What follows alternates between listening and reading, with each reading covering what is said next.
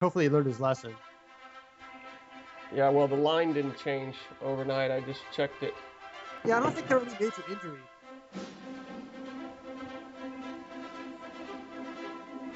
Dun, dun, dun, dun, dun, dun, dun, dun.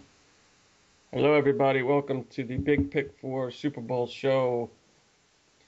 Minus the town drunk, the village idiot, Big B, got hammered last night and wanted to do the show at midnight in a drunken state. Oh, that would have been a disaster. So we only have one pick anyway, and Dan's the better NFL handicapper this season anyway. So it's not like we even need him. Yeah, his terrible record. So we moved him out of the equation for the last show. I'm sure he'll wake up at about 2 p.m. and start thinking about rolling out of bed. Yeah, maybe he'll think about it. He'll consider it. Maybe. It won't be because he wants to get up and do anything productive today. It will be because he's hungry. Yes. That will be his motivation for getting out of bed, to eat something. Yes. Say, oh no, I haven't eaten in a couple of hours. Yeah, not to get up and go out and do challenging activities or help people or anything like that. Well, I'm not going out and helping anybody today either. To be honest. Well, actually, I'm the one who needs help. I'm going to go out and solicit help from other people. Oh, okay. Well, good luck. That's the opposite of helping people. Going to go out there with your fireman's boots and fireman hat and. Yeah, I'm gonna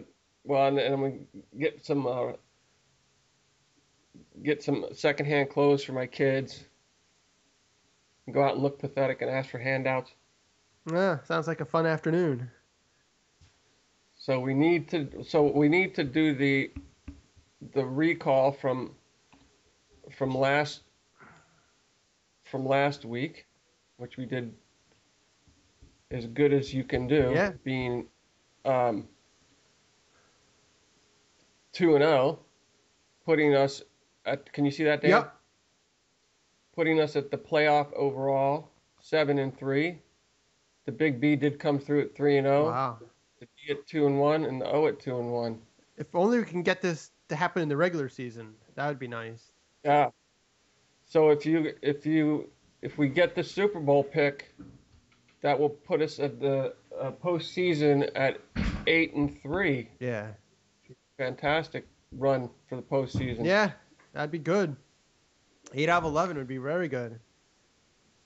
Oh shit! So let's have the Badgie of the Year award before we proceed. Yeah. Well, unfortunately, we're not going to have a man violation of the year since Brian didn't show up, unless you just want to make it him for not appearing on 3 or 4 different shows this year to the various drunken or rain-related reasons.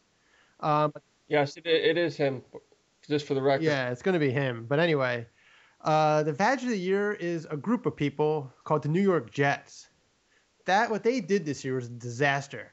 From bringing in Tebow to everyone throwing each other under the bus during the course of the season, to everyone throwing each other under the bus again after the season. The general manager got fired. Mike Tannenbaum said all this stuff on ESPN after he was gone. Rex Ryan has been silent. The owner there is an idiot. He caused this entire mess to occur. They're all at each other's throats all the time. So it's them. I mean, they were the traveling circus this year in the NFL. It was ridiculous to see that organization crumble. And now Revis is out saying, no, who is it that's saying he needs a new contract? Oh no, I'm not negative. I'm thinking of Victor Cruz. Oh yeah. No. They want to trade Revis. Wrong, New York. No, but they want to trade Revis for some reason. Try to get more offense. Oh, that's what it was. They were talking about and Revis couldn't believe it that he was on the trading block. Yeah, which is kind of ridiculous. He's their best player. And that defense is getting older, and he's one of their better, younger players. I mean, I think he's only like 27, 28. He's been around for a while, but he's not 35. I don't really understand what they're doing. They're the Jets. Their coach is a fool. So what's the new GM going to do? Is he going to right the ship here? Well, he still have the same coaching staff. He didn't get to bring in any of his own people. So see what happens. A good chance all those guys might get fired after the season if they have another bad year. Well, I thought they were going to leave the coaching decision up to the new GM. So isn't the answer we don't know if he's going to fire the They're not coaching going to fire staff the yet? coach. It's too late. Oh. There would be no suitable replacement for him to get at this point. You just can't do that, especially because the draft process has already started. They just had the Senior Bowl, the Combine's in a couple weeks, the draft is in about 8-9 weeks, or whatever, 12 weeks, something like that. So you can't do that. You can't just disband your coaching staff now. You had to do it a few weeks ago. So he's safe for this year. But the guy would bring The season hasn't ended, but we've already started next season. pretty much. Yeah, everyone else has. I mean, the offseason begins on Monday. But When can they start OTAs? I think in May. But they start their training, I think, in the middle of March. The players can start coming back and working out at the team facilities. And then the actual regular activities start in May after the draft. They have everyone comes in for a long weekend with the new draft picks. I think whoever has a new coach might be able to get an extra OTA in because they're new coaches. I think they have a rule about that. But we'll just have to see. Most teams aren't going to do anything until May. So there you have your Vaggie of the Year. Trophy winners, the entire New York Jets team and organization. Yeah, everybody. And their fans, too. That Fireman Ed guy gave Oh, and up. the fans, Fireman Joe. Yeah, that guy gave up. He'd been going there for 35 years just as a firefighter, and because someone made fun of him, he decided to give up too. I mean, what are you doing? That is great. Well, So that is your 2012 to season Vaggie of the Year, your New York Jets. Everyone associated with the Jets in any way, to include the cheerleading squad. oh, come on. They have any screw ups this year? I don't know. I didn't pay attention to the cheerleaders. I'm not even sure they have cheerleaders. Some teams don't have them. No, the Jets do. Oh, okay. Yeah, I didn't know. I didn't watch too many of their games really, but My brother's son. My sister took a picture of my brother's son with the Jets, the entire Jets cheerleading squad a couple years ago, and she says, "Oh, look at the expression on his." She shows me the picture, and she says, "Look at the expression on his face. Isn't that adorable?" And I said, "Sandy, I'm not looking at the expression on his face." As if it's him and all the cheerleaders, as if I'm looking at the expression on his face. Yeah, right. No, I'm sorry. I'm sorry. I didn't notice that. Yeah, sure. There's nothing else going on in the picture. That's pretty good. Women, you can't live with them. You can't live with them. It's like someone handing you a issue of Playboy and saying, "Oh, there's a very interesting article in here." No, yeah, that was like the one I saw the other day with this woman crossing the street with a huge butt and a thong, and then the quote under the picture says, I took this picture and my wife wouldn't talk to me, so I said to her, it's not very often you see a dog driving a car. And then if you look in the background of the picture, there actually is a dog driving the car. And of course, until you read the caption, you never notice the dog driving the car. That's pretty funny. You know? Yeah, that's a good example of the same thing. Exactly. I mean, I didn't, and then all of a sudden when I read the caption, I was like, a dog driving a car, and then it's like, sure enough, there's a dog, got his arm hanging out the window. The window rolled down right behind her, and you never notice that the dog is driving the car. Yeah, that's very true. In that case, So which team for the Super Bowl press week? Which team put their foot in their mouth the most? Who won the negative press battle this week? well, I mean, you had two things you had one thing on either side, really. One was self-inflicted. The other one was, I don't know, to be determined, I guess. The first thing was that a guy from the San Francisco 49ers said something about having a gay teammate. You play in San Francisco. I mean, come on. Oh, that's You got to play the politics game a little bit here. You can't be that dumb. And so he got killed over that. And he had to retract his statement the next day. And so that guy's an idiot. I don't even know the name. He said something like, we don't do gay and all this. Something like that, something stupid and ignorant, especially in And he that says, well, you market. can come out 10 years later after your career's over. Yeah, I mean, I think it's about time someone just gets that over with, and maybe these people finally shut up. But anyway, Well, his post NFL announcing career has just yeah, ended. right. But especially in that city of San Francisco, where you have a decent-sized population of homosexual population, why would you piss these people off? It's stupid. I mean, they own newspapers and TV stations are going to kill this guy. It's just very ignorant. And then on the other side, you had that whole deer piss thing with Ray Lewis this week, um, saying he injected some sort of spray in his mouth of some kind The of deer deer antler antler. stuff that's supposed to generate Yeah. the muscle in his torn bicep, I think, in his right arm. And he told Harbaugh, his coach, he said there was nothing to report. Yeah, right. I mean, these people are coming out saying he did it. The guy who owns the company came out and said that he's had several conversations. Supposedly, they have some taped conversations between Lewis and this guy purchasing this stuff and asking him how to apply it. There's actually been 2 or 3 golfers that have come out and said they used this stuff and they didn't know that it was wrong. So Yeah, but what are they going to do? Suspend him for next season? And he won't even be well, there? yeah. I mean, there's nothing. I think the NFL's hands are tied because they don't have time. Yeah, and then they can don't do have time to do a full investigation in order to suspend him for the Super Bowl. You can't really do it on mere suspicion because he'll appeal it and he'll play anyway. So it's a waste of time. So if I was him, I would have done that too, because I said by the time it catches up with me, my career will be over. Yeah, So what? I know. Hey, here's to him. I mean, Yeah. there's 2 things this guy's gotten away with. First, he got away with murdering somebody about, I don't know, 14 years ago. And now he gets away with this. But at this point, as I said, the NFL's hands are tied. And Goodell really can't do anything. They don't have time to invest. So that was a good decision on his part. If it helped his muscles, Sure. Yeah, definitely. If he's going to get away Yeah. with it. So what? Exactly. He knew he could get away with it. He could do it. And the NFL couldn't do anything. And the story didn't come out until this week. So as I said, the league is tied up. What are they supposed to do? They can't suspend him because he would, if they tried, he would appeal it and he would play anyway. And he's going to retire, so they might as well let him just go away and be. But you also have to pit the Randy Moss being the greatest NFL receiver of all time against the Harbaugh, not the Flacco retarded comment. Well, I mean, Something. What was it? Something was retarded. well, what Randy Moss said was just stupid. Even though I understand a professional athlete should have the utmost confidence in themselves, especially when you get to that level. And Randy Moss is a Hall of Fame player. He's probably the 2nd or 3rd best receiver ever to play. I mean, he's in the conversation, but Jerry Rice just kills it. How many Super Bowl rings does Randy Moss have? Zilch. 0. And the thing is, too, a couple years ago when he broke that touchdown record by Jerry Rice, I think he scored 24 touchdowns in a 16-game season. Jerry Rice had, I think, the record of 23 touchdowns, but that was only in a 12-game season because of a strike that year. So you have to keep these things in perspective. That's how great Jerry Rice would have been. If he had another 4 games, he might have scored 30 touchdowns that year receiving.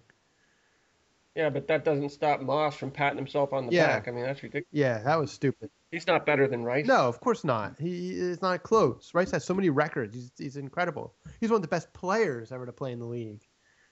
Right, exactly. And who was the other guy you mentioned? Jim Flacco Oh, said yeah. something was retarded. What was it? Next year, the Super Bowl will be held at Oh, MetLife that's Stadium in New York, and he felt that it was "quote unquote" retarded to have a Super Bowl in a cold weather site. Now, I understand what he was talking about. Obviously, his choice of words might have been a little poor, but most people are going to agree. They think it's a bad idea. I mean, you could literally get any kind of weather that day. Anything you could possibly think of, you could have that day. You could have thunderstorms. You could have Hurricane Sandy. You could have Hurricane Sandy. It could be 55 degrees. It could be 70 degrees. It could be 12 degrees. You just have no idea what's going to happen. And it just could be a bit of a disaster. Hopefully it'll be like tomorrow. I think it's going to be like 36 or cloudy. So if it's like that next year, they'll be fine. But it's questionable. I mean, obviously it's not retarded, but I don't know. I don't like it. I like the Super Bowl either in warm or a controlled climate because it's your championship game, and I don't think weather should really influence the championship of football. But the other sport, baseball, the other outdoor sport, they do it. They play wherever the World Series is played. The weather has nothing to do with it. They don't pick a neutral site. They just hope Cleveland never wins. What, in baseball? Yeah, Cleveland has not won the World Series since what was it, 1954, I believe. Yeah. Well, they played in Detroit, and God, I mean, that's rough up there that time of year. Yeah, yeah, yeah. Well, the NFL is trying it next year. See what happens. I mean, originally the NFL championship was played in December, and it was played at the home stadium of the higher seed back in the day before the merger. But since they merged, the Super Bowl's always been a neutral site. Like New Orleans or Miami or whatever. I don't know. I mean, it's supposed it's going to generate a lot of money for the New York area, but I don't like it. I don't like having the weather be a factor in the football championship. But whatever. Maybe it's the halftime show off the field faster. Where was the first Super Bowl played? Wasn't that played somewhere cold? I thought maybe it was. I don't know. I forget where the first Super Bowl was played. I don't think so. I think it's the first true cold weather Super Bowl. Right. Yeah, I think it might have been in New Orleans or something. I forget where they played it. Well, they did play. No, I was reading up on it. They played one of the early ones. No, many of the early ones in New Orleans, but not the first one. Oh, okay. Not in New Orleans State. Yeah. I think that what they were saying, they played some in Miami, some in California, and some in New Orleans. I mean, they used to play at college venues. I remember back. It was Tulane. That's what they say. The Tulane Stadium, the Sugar Bowl, had like three of the first six. Well, it wasn't Super Bowls. just there, but later even 1985 Super Bowl between or 1986. I'm sorry, no, 84 Super Bowl between the Dolphins and the 49ers was played at Stanford Stadium in Palo Alto, and then the 1993 Super Bowl between the Cowboys and the Bills was played at the Rose Bowl. I mean, you don't see that anymore either. Right. And these aren't NFL quality facilities, so they don't play the game there anymore.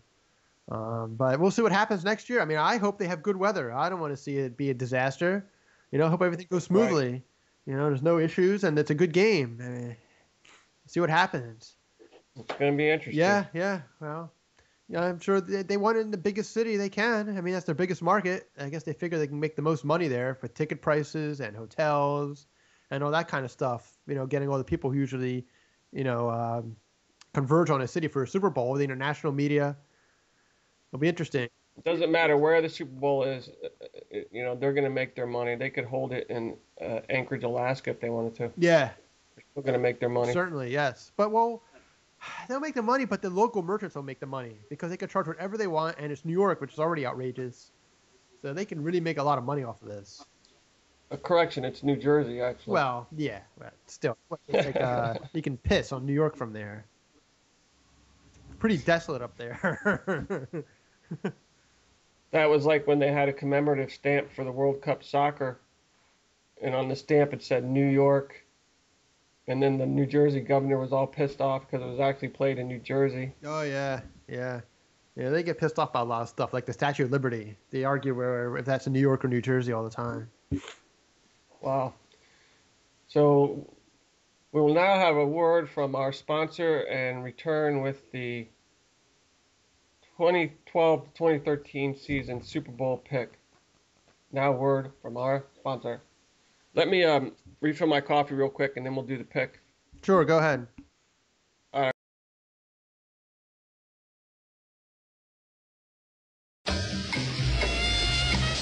Great night for a swim. I don't have my bathing suit. That's okay. Neither do I.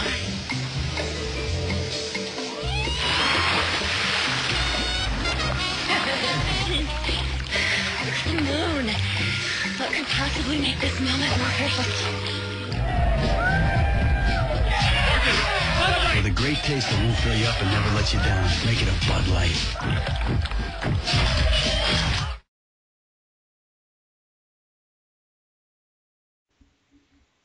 And we're back for Big B and Big D. Well, let's have it, Big Danny D. Super Bowl pick this year is going to be the Ravens getting 3.5 points versus the 49ers in this year's Super Bowl.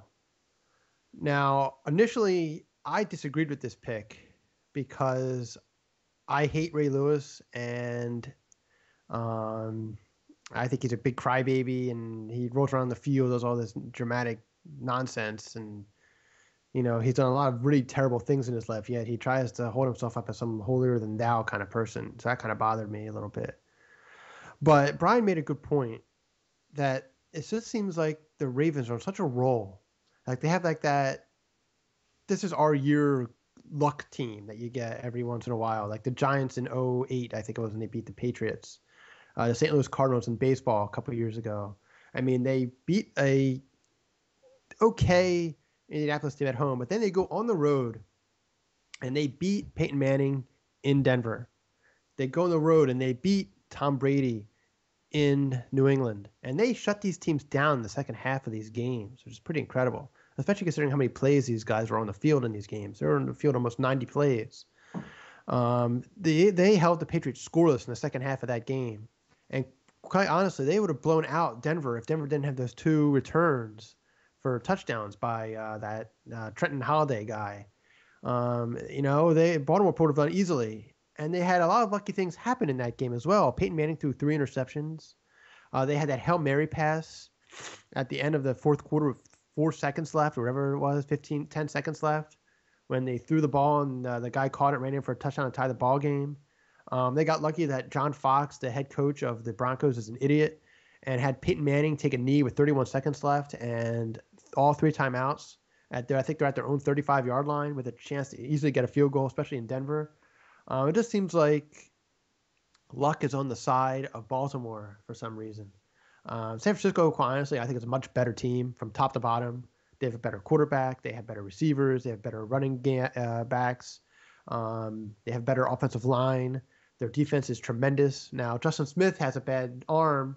That might affect the pass rush a little bit. And he's a good inside defensive end in a 3-4 defense. He really opens things up for everybody else.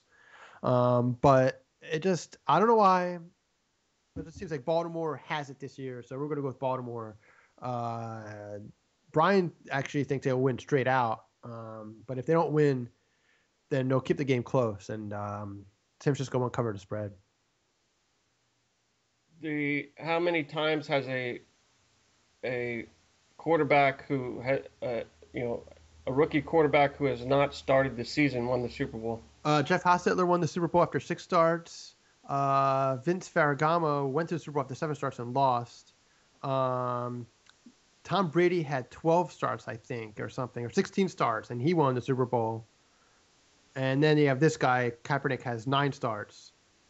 So it's not unprecedented. 3 of the first 4, except for Ferragamo, won the Super Bowl. But they were not rookies, I don't believe. They were all. Hostetler was already a veteran guy. Brady was actually in the 2nd season after taking over for Drew Bledsoe. And I forget the other guy I mentioned who I think he had some experience, Ferragamo. So I think the lack of experience isn't necessarily a hindrance. I think that combined with a rookie, he's a rookie too, right? Yeah, the other guys were not rookies, which just makes a difference. They were at least able to sit there for some period of time and play some games and watch the game. But he's not a rookie either, really, actually. He got drafted last year. He actually sat. This is his 2nd season. Did he have any touches last year? Very limited. I bet it was under 20. I mean, he just wasn't on the field very much. He was Harbaugh's guy. Harbaugh drafted him, and he believed in him, and he went with him, and it's really helped. I think they're scoring 4 or 5 more points a game with this guy as quarterback than they were before with Smith. Well, and I think that combined with Randy Moss has painted a target on his back, Tim running his mouth this week. That just gets the defense even more motivated to check him. I don't know. He's not a big factor. He's barely on the field. Their main guy is Michael Crabtree. He's their playmaker. Him, Vernon Davis. Vernon Davis, probably the guy who probably give the Ravens the most headaches. He's the guy they're going to have to handle the most, I think, because he's a good tight end who can really run. And this guy runs like a receiver, but he's a big man. I'm curious to see how they match up with him. And San Francisco, which is good for them, is they're very good at stopping the run, which is the part of the Ravens' forte. I saw a statistic that since Jim Caldwell took over as offensive coordinator from Cam Cameron. Cam Cameron threw the ball about 60% of the time. Now they're only throwing 51% of the time and running 49%. So they're an extremely balanced team. Maybe a little too balanced. Maybe I think they should throw a little bit more. But San Francisco is good at stopping the run. They're going to force them to throw the ball, and it'll be interesting to see what happens. Despite what Flacco thinks of himself, he's still not an elite quarterback. And it'll be interesting to see if he can handle it and win the game for the Ravens, because he's going to have to do it. Well, and I think he will. You know, I'm in a Super Bowl scenario, I'm going to take the veteran who's hungry for his first Super Bowl ring over the basic the second season quarterback that didn't even start the season with the Super Bowl team he's on. So yeah, I mean, the one guy I like to see on the 49ers win would be David Akers. He was the kicker here for over a decade, and then Andy Reid kind of threw him to the wayside. While the guy's son was in the hospital, he cut him. They're just kind of heartless, and I'd like to see him win. You know, that'd be nice for him. I also think you've got, to me, two solid running backs in Baltimore with Ray Rice, and who's the other one? Bernard Pierce. 30. Yeah. But San Francisco has Delaney Walker, Frank Gore, and LaMichael James.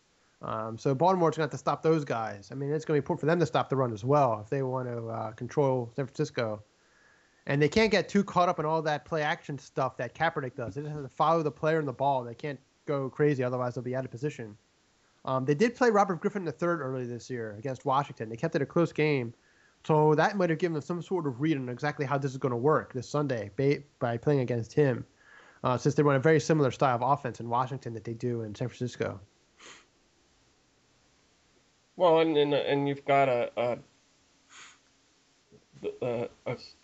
son who is a coach going against a son who's a quarterback who converted to a coach. The coaching son is the older one too, so you got to let the older brother win first, because you're going to have more chances as a younger. They're like a year coach. apart. The first play of the game, no, the first time the Ravens get the ball on the very first play, it's going to be deep to Torrey Smith for 6 points. That's my prediction. Maybe. That's happened. And then the rest will be history. Well, that happened to the 49ers in the first two games against Green Bay and Atlanta. They were down, I think, 14 and 17, and they came back and won both those games pretty handily. They destroyed the Packers, and they came back and beat up the Falcons. However, I believe the Raven defense is better than the Packer defense was just non-existent, but they're better than the Falcon defense. They play more disciplined defense. They stay in their lanes, and I think they have a better offensive team than the Falcons. Falcons need a running back. Their running back situation is terrible. They have that fat old guy, and what's his name, Turner, who looks like he weighs 300 pounds, and then they have some other guy who doesn't play very much. So as I said, there's going to be a tough challenge for either team, really. I mean, they're both decent offensively, and they're both good defensively. That's why they got there, because they can stop the other team. I mean, there's a chance this could be a low-scoring Super Bowl. I mean, it's going to be like a 17-14 kind of game. You also did not mention that the Madden prediction is for the Ravens to win outright. And how accurate is the Madden prediction? It's a 7 out of 9. Wow, that's pretty good. Yeah. And they predict it was a last minute pass by Kaepernick, and it didn't get caught, and the Ravens win by 3. Well, as long as they win. So they had a chance. They were driving. San Fran was driving late in the fourth quarter, and they just didn't convert. And Baltimore wins. Well, we'll see. So it was a close, and that's kind of the way I think it's going to go. I think Baltimore can win by 3 points. Yeah, well, I think it's going to be a close game. I mean, these teams are pretty evenly matched. They're very similar of each other, because it's funny, they're brothers, and these brothers have set their teams almost as mirror images of each other. Know, it's funny, except for that Jim, his team is a little more creative offensively, I think, because he was a quarterback and he kind of understands offenses a little bit better than his brother. His brother was a special teams coach here for the Eagles for a few years. But that's the only difference, really. The only wrinkle is that they have a little more creative quarterback. But other than that, they both try to run the ball and they both play strong, tough defense. You know, they both, neither guy's afraid to punt. You know, they'll play the field position game. So it should make it rather interesting. It's going to be exciting. So there's your pick. Pick your Baltimore Ravens plus 3.5, or if you're really bold and you have money from your grandmother that she doesn't know is missing, then you could just do the straight up bet. That's free money right there.